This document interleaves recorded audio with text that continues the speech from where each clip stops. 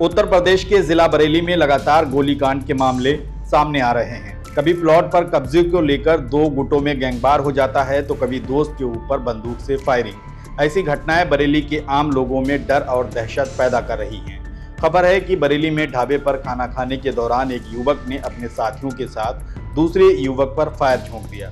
ढाबे पर फायरिंग से दहशत फैल गई और डर के मारे भगदड़ मच गई।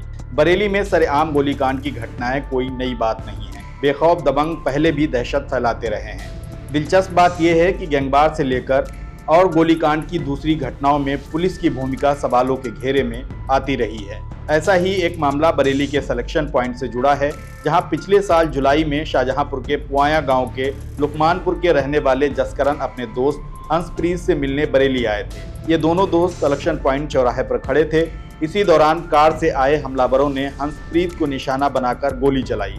हंसप्रीत की किस्मत अच्छी थी, वह बच गए, लेकिन ये गोली जसकरण की गर्दन में जा लगी और वह गंभीर रूप से घायल हो गए। लेकिन पुलिस ने जांच में खेल कर दिया और आरोपी के बजाय उसके चालक को आरोपी ठहराकर चार्जशीट दाखिल कर दी। बेटे को गोली मारने के मामले में जसकरण के पिता मनमोहन ने फरीदपुर थाना क्षेत्र के भगवानपुर फुलबा निवासी जीवन जोत समेत 3 अज्ञात के खिलाफ प्रेमनगर थाने में जानलेवा हमले की रिपोर्ट दर्ज कराई थी। लेकिन पुलिस ने जीवन जोत पर एक्शन लेने के बजाय इस मामले की लीपापोती शुरू कर दी और आरोपी खुलेआम घूमता रहा। बेटे को गोली मारने के मामले में जसकरण के पिता मनमोहन ने फरीदपुर थाना क्षेत्र के भगवानपुर फुलबा निवासी जीवन जोत समेत 3 अज्ञात लोगों के खिलाफ प्रेमनगर थाने में जानलेवा हमले की रिपोर्ट दर्ज कराई थी। लेकिन पुलिस ने जीवन जोत पर एक्शन लेने के बजाय इस मामले की लीपापोती शुरू कर दी और आरोपी खुलेआम घूमता रहा। आरोप है कि पुलिस ने आरोपी जीवन जोत से सेटिंग की। पुलिस की इस बेपरवाही से पीड़ित पक्ष हारकर घर बैठ गया। चर्चा चली कि जीवन जोत के परिजनों ने कुछ लोगों की पंचायत लगाकर पीड़ित पक्ष से समझौता कर लिया। इसके एवज में पुलिस और दूसरे लोगों को 40 लाख रुपए बांटे गए। ये खबर धीरे धीरे क्षेत्र में आम हो गई।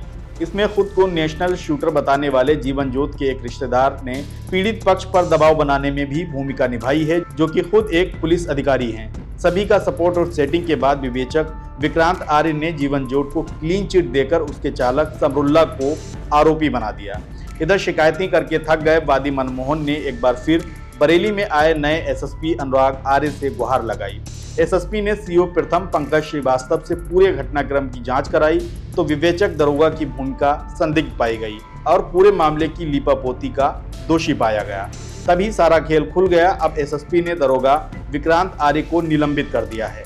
एसएसपी अनुराग आर्य ने कहा कि इस मामले में वादी ने शिकायत की थी, विवेचक ने जांच में गड़बड़ी की। इसकी प्रारंभिक जांच में वे दोषी पाए गए हैं और उनके खिलाफ कार्रवाई की गई है। एसएसपी ने फिर स्पष्ट किया है कि कानून के साथ खिलवाड़ करने वालों को बख्शा नहीं जाएगा। लेकिन पुलिस किस तरह से गुनाहगार को बचाने और बेगुनाह को सलाखों के पीछे पहुंचाने का काम करती है, प्रेमनगर थाने के दरोगा विक्रांत आर्य का ये खेल इसकी एक वानगी है। दरोगा ने गोली चलाने वाले जीवन जोत के बजाय उसके चालक समरुल्ला को आरोपी बनाकर चार्जशीट दाखिल कर दी थी।